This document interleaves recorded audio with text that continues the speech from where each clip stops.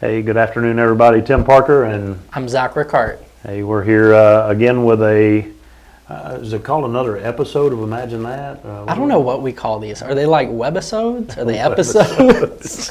I don't know what we're doing here. Yeah, we're excited to come to you this week again to talk about what we actually something that Zach and I have coming up in the future, but we also want to talk about what we have kind of been through this year as far as travel. This has been kind of a huge.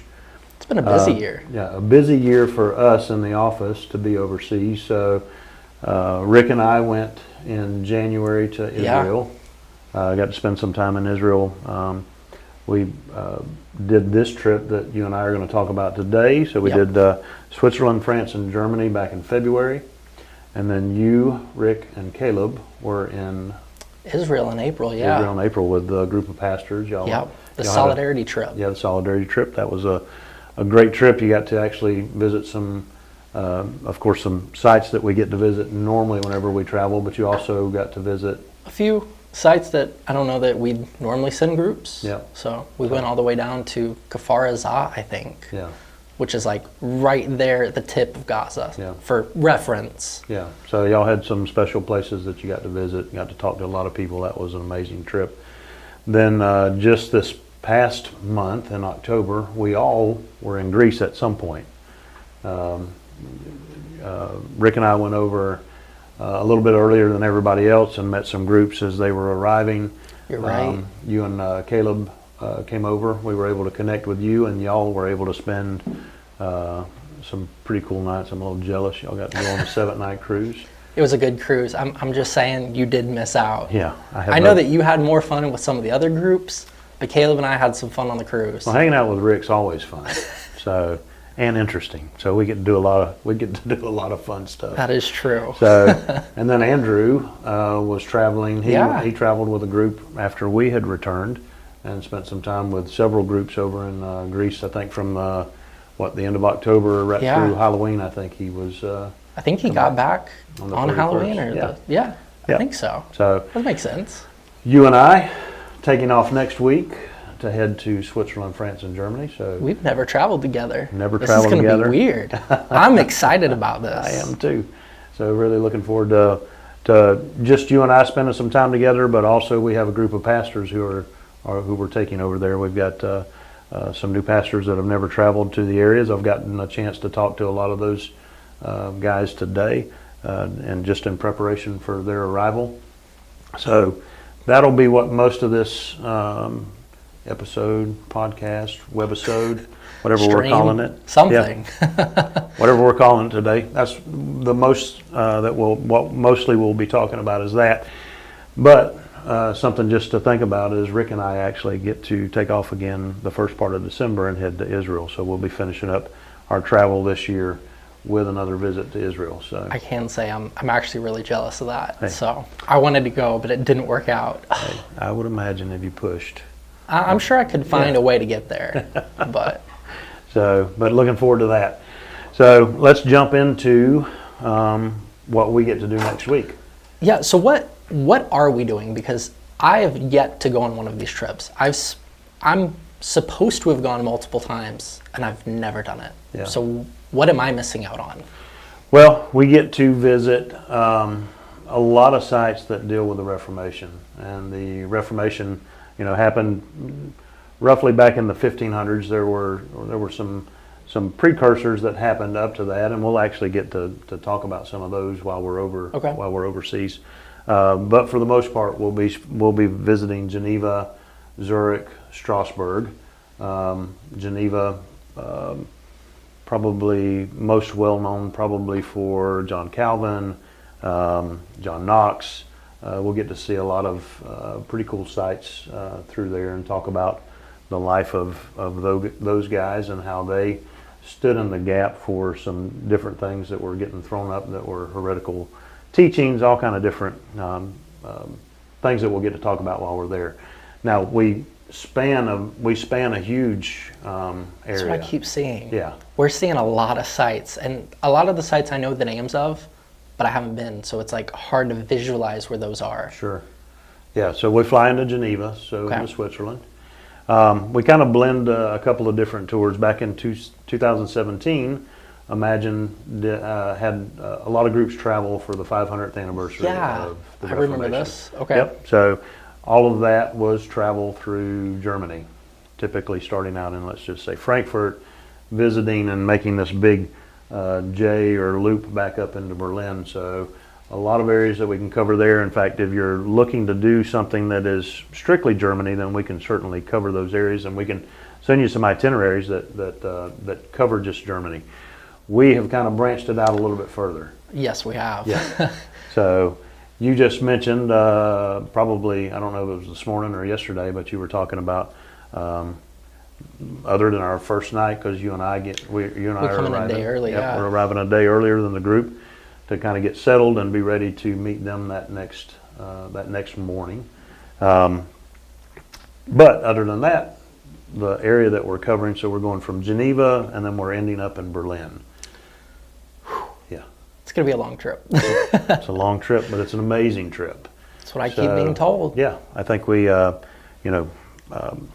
sites in Geneva that we get to visit, the museum, the Reformation Museum. We get to see Reformation Wall, which is the old city wall, and there's some pretty cool stories that we'll get to tell through there.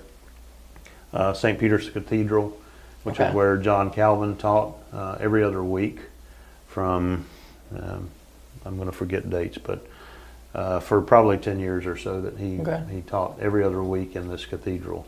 So people who have read or heard about Calvin, they'll get some more insight about him and his life that he lived through there, and how what part he played in the Reformation. Then we get to go to Zurich. Excited for that. Yeah. Very excited. What are you most excited about? Zurich. Just Zurich. I'm excited to just see all the sites. Well, I know that there's some great brats that your dad has found down on the lake. So can I be honest? Yeah. I think I'm more excited about the food than anything. Yeah. I'm a foodie. Okay. So. Well, if you've watched anything with me and your dad on here, I keep hearing about food, and I'm all in for the food. It is amazing. I think that's what sold me. Yeah, I mean, you just got back from Greece. The food was amazing there. Food was great. Now you're going to have a brand new palate or a taste, because this is going to be completely different food, but still just as amazing. Yeah, I would probably agree. I like German food, or I think I like German food. I have no doubt that you're going to like German food. And I would hope. And I know how you are. That is true. I'm a little picky, so.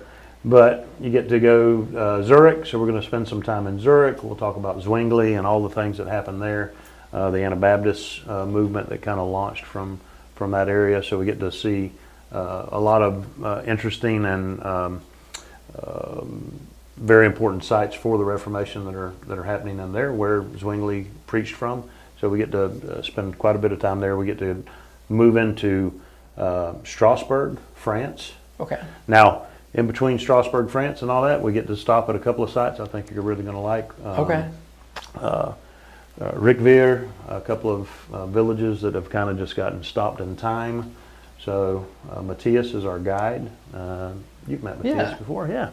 So Matthias is our guide. He takes us on this journey and actually drops us into some spots that are pretty remarkable and what appear to be stuck in time. So looking forward to. It's always a good thing. Yeah. So Strasbourg, great place. We spend some time in a hotel there that's right off of the square. We get to walk around and spend some time there, see the cathedral. This is where Martin Bucer, he comes in and he's trying to kind of connect or get all of these reformers to kind of come together and see things along the same line. Okay.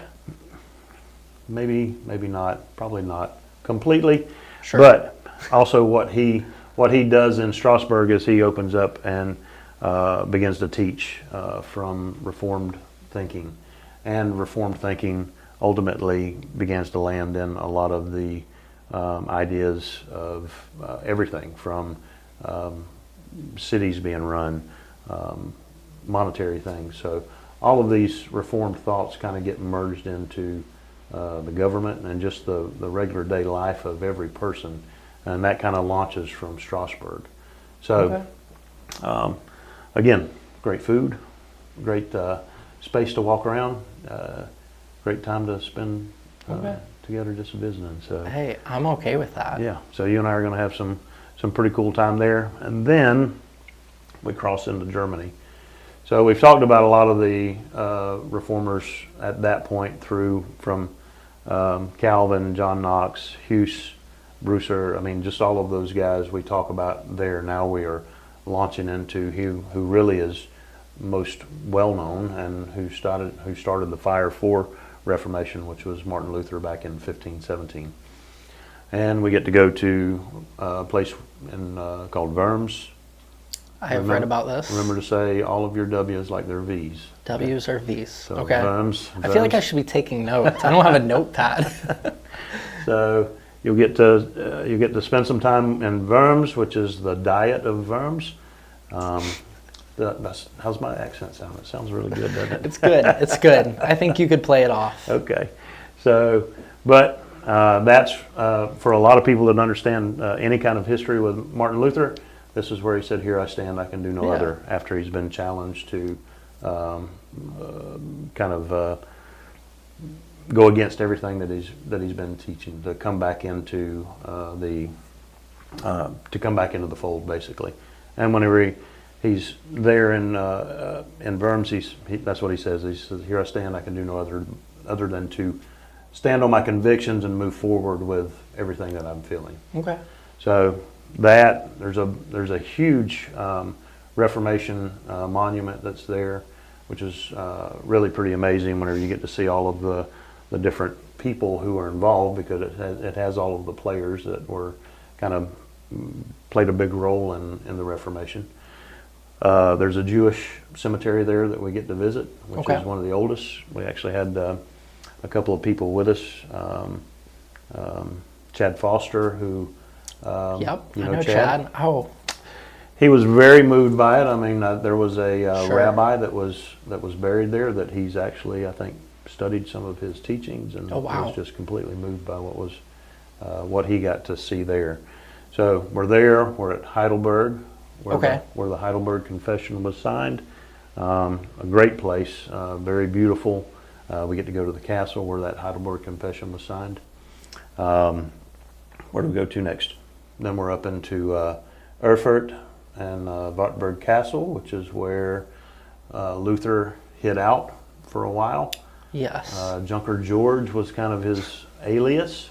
Hey, if it worked, it worked. Clearly it did. So get to spend some time there. This is where he kind of created the German language that they speak now, and translated the New Testament from Latin into this German that they now speak, so that people could read the Bible. The common language, exactly. That makes more sense. Yeah.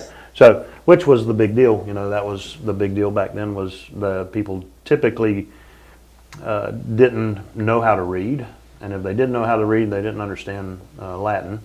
So then they're just being told what they think they need to know. Yeah, exactly. Turns out they weren't being told everything. Yeah, and we know that Scripture talks about going back and testing everything that's said against Scripture. Absolutely. So how do you do that without knowing what it said? So Luther allowed the people to be able to read the Bible for themselves.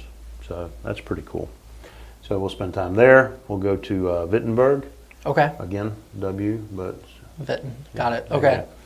Spend time at the Castle Church, which is where Luther nailed his 95 Theses to the castle door, to the church door, which was kind of like their post-it, their Facebook. Post-it note or... Yeah.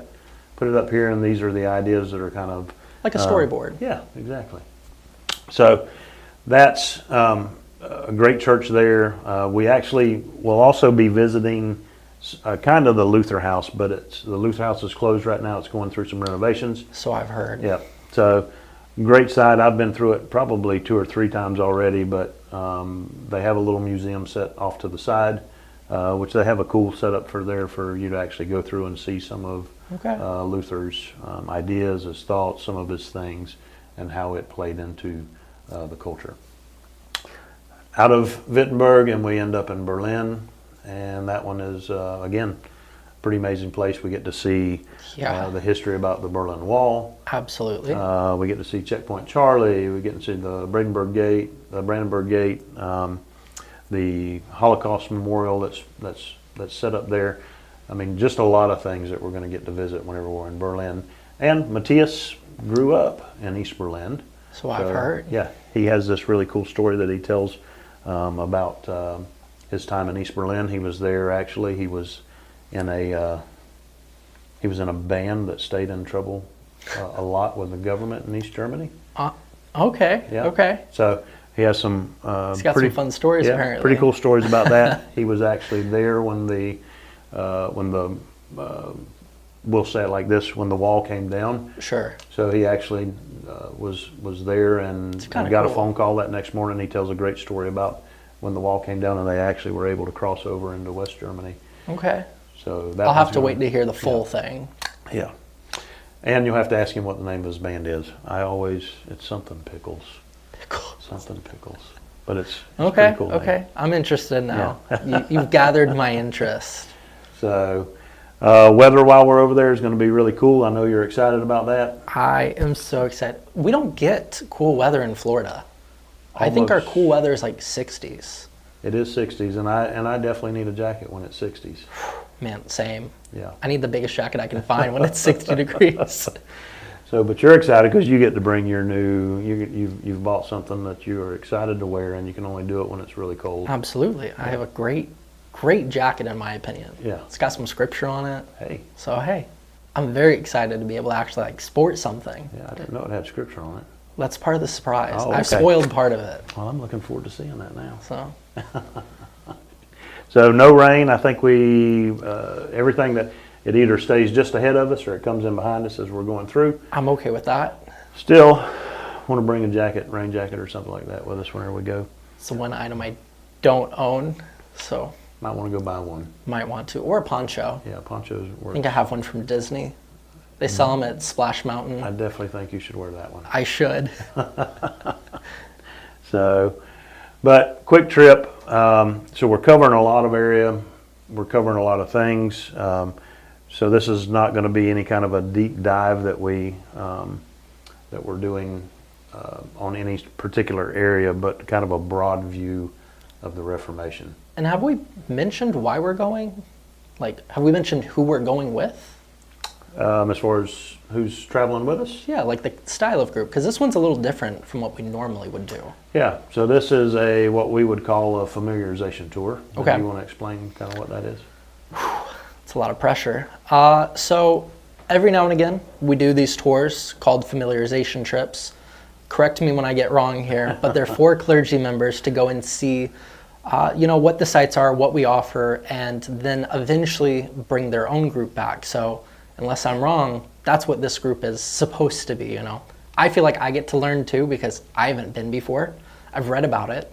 I know exactly what it is, but I haven't seen it. And so I think that's really what these trips are about, is going to see something firsthand so that it makes sense, and then you want to bring a group of your own back. So if you want to bring your church, your congregation. Yeah, so pretty much everything that we do is geared towards discipleship, right? So it's geared towards people gaining a knowledge of whether that be scripture or church history, which allows them to grow closer to God. So, where we could lead those tours and go out, but we're going to reach much fewer people than we would, then we bring pastors along on these familiarization tours. And hopefully they come along on the tour and see the benefit of bringing their churches back. Yeah, absolutely. Yeah.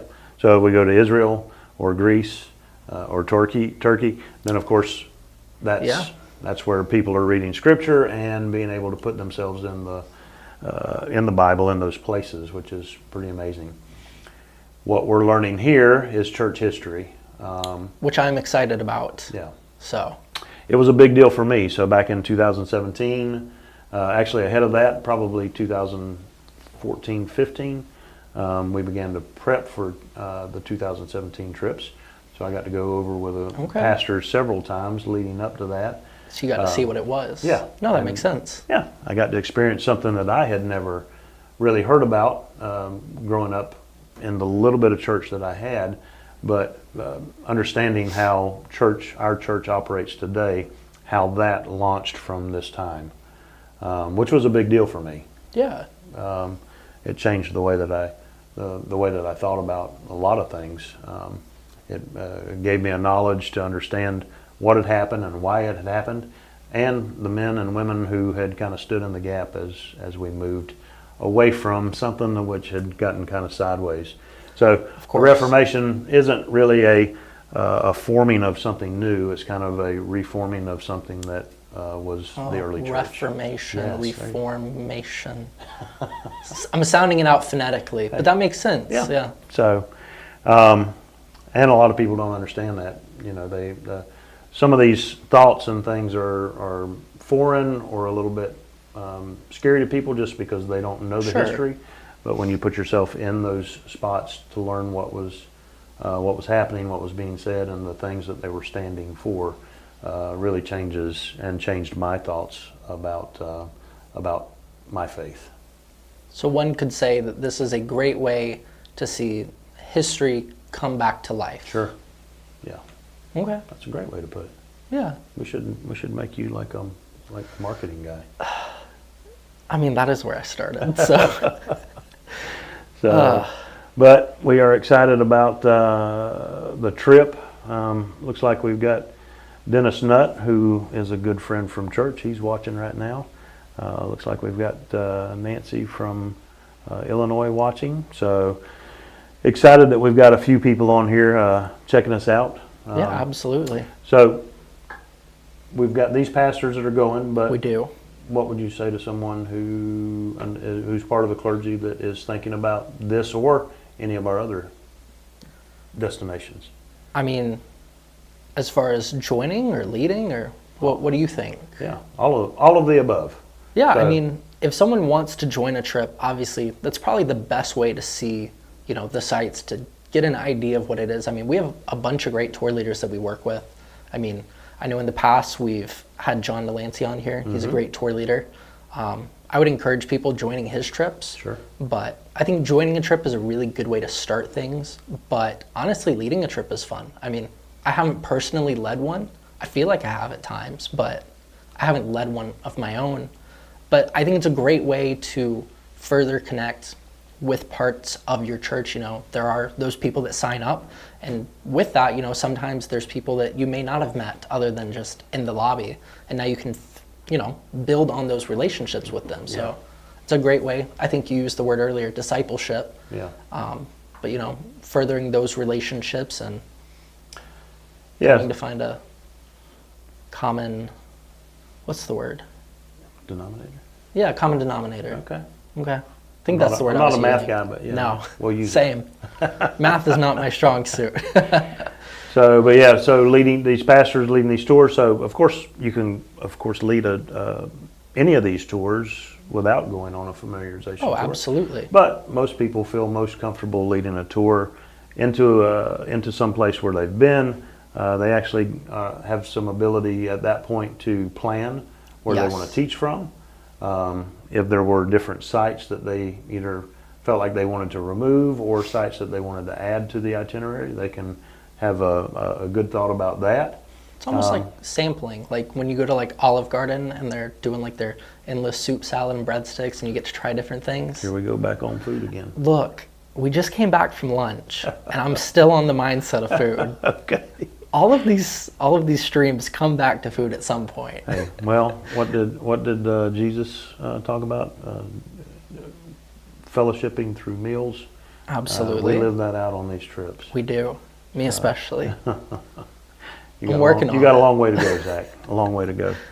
So the guys, the pastors, be able to go over, experience all of this, come back, work with somebody from the sales team. To help them put those tours together. Of course, you can come back and go through and say, hey, I would love to do this, and this.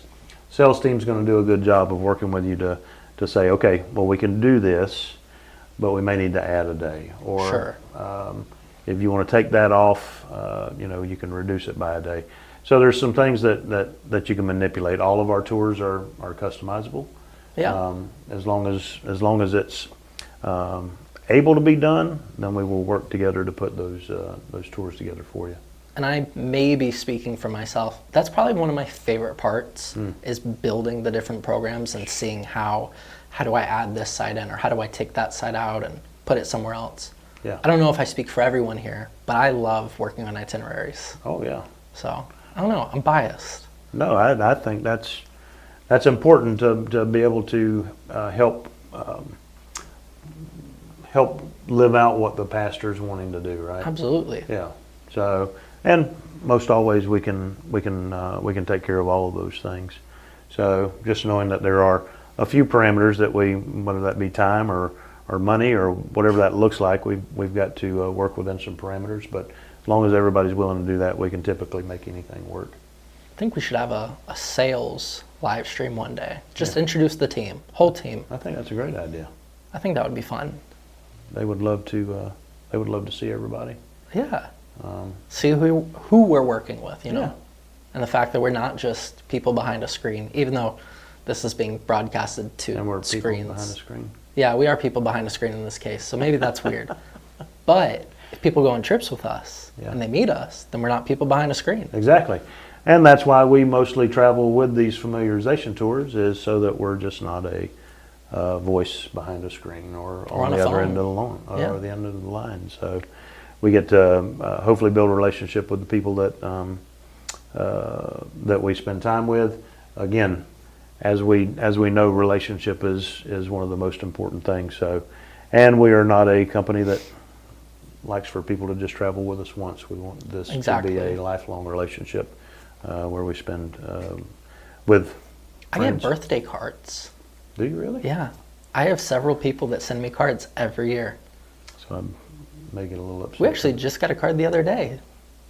It's actually sitting on the desk out there. Really? Yeah, we have a That's card, great. and they were talking about thanks for joining us on the trip. See, people talk. People love Zach Rickard. I'm very memorable, if I say so myself. I'm sure that if anyone's watching from our Greece trip, they would agree. Yeah.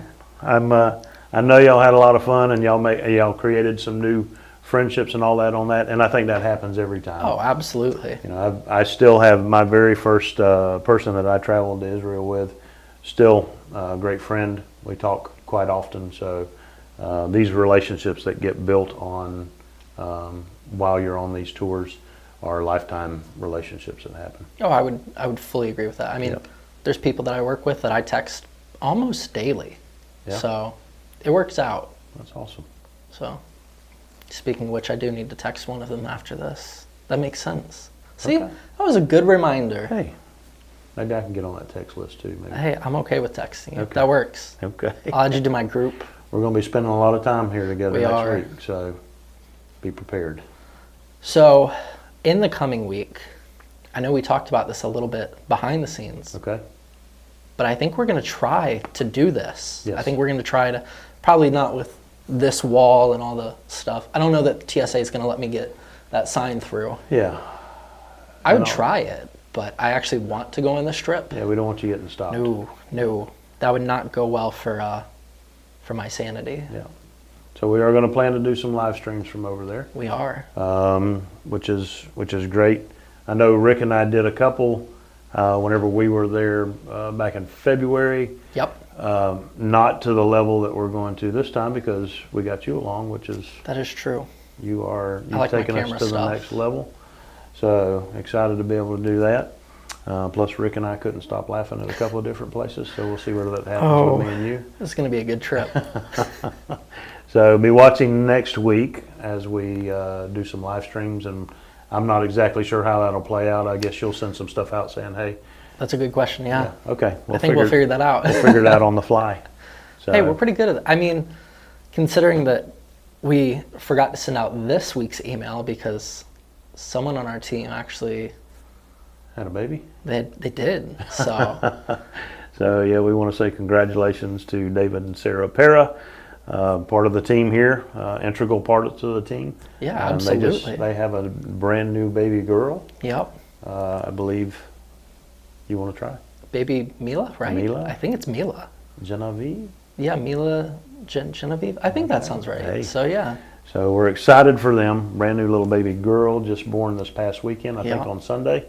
So we're life-changing, right? So Absolutely. I have 3 sons. You have a brand new. I have 1 son, yeah. Yeah, not brand new, but Not pretty brand new. close. He's pretty new. Yeah, what's his name? Walker. Hey. And today is the 5th. Tomorrow's the 6th. Tomorrow he turns 5 months. That's crazy. Time is flying. And he's got some great smiles. That he does. So I know y'all are excited about new babies. I have a little baby granddaughter named Paisley. You do. I know She's cute. And I know your mom and dad are over the top about Walker. Yeah. Right? I would think so. I would hope so. I'm pretty sure your mom would quit work if she easily, if she could. Yeah, if she could just stay home with him, she would definitely do that. Oh, for sure. That would be her full-time job. Yes. Is being a grandmother. I agree. I So- agree. I've seen her. She's smitten. Oh yeah, easily. Yeah. So, but lots of new family members around here We've been busy. that we've got. Yeah, it's been busy. Yeah. Yeah. It's a busy office. Yeah. So, what else we got? I think that's about it. I mean, if anyone's got questions. If anyone has questions. Amy says you know it. Oh boy, here we go. Yep, we hit the nail on the head. Oh, absolutely. So I don't blame her. I don't blame her. I mean, I'm biased. I think he's a good kid. Yeah, he is a good kid. He's a baby, but he's a good kid. He's a good kid. So we are looking forward to next week shooting you guys some live streams from over in whether it be Switzerland, France, or Germany. Trying to figure out all the time zones. Yeah, That'll be the fun part. Yeah, but we'll be posting pictures. We'll be making some videos. I know that you and I are going to try to do some videos for Facebook and whatnot and get those out there. Zach's going to sing Country Roads, I think, from Germany. That seems to be a big deal over there, so we're excited about that. Okay. Maybe. Let's see how the trip goes. So, well, thanks to everybody for joining in. We're going to go ahead and wrap it up today, but have hopefully some great things for you to see next week as we shoot some video from our Reformation tour. Absolutely. So, I'm looking forward to it. Yep. And if you have any questions, of course, you can send those in to sales@ittworld.com, sales@ittworld.com. Again, I'm always happy to, and I know Zach is too. He loves talking on the phone. I do love talking on the phone. You can give us a call at 863-709-9208. Happy to catch up with you about that. If you're wanting to plan a trip, we really want to catch up with you on that. Planning trips right now, especially in any of the areas that that you might be looking to travel, important to go ahead and jump on that. In fact, we typically say best planning anywhere from 12 to 18 months out, right, from the tour. Sounds about right. Greece, of course, is over the top busy right now. So if you're thinking that you might want to go to Greece, definitely want to get those conversations begun. Now is the time, yeah.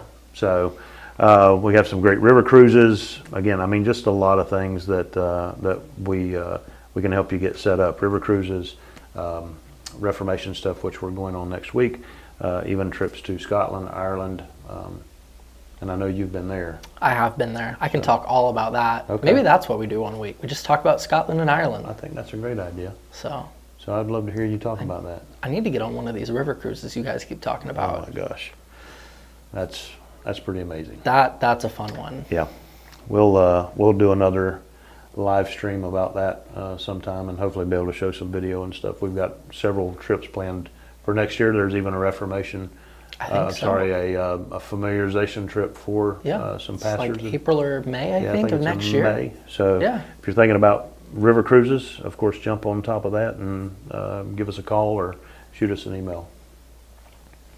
If you don't have anything else, I think that's it. I think that wraps everything up. Okay, we need a new sign-off song or something. Yeah. Can you work on that? Sign-off song. I mean, or if people have suggestions for an outro, let us know. Intro, outro is what that's what it's called. Yeah, I think that's what we call them. Not an exit song.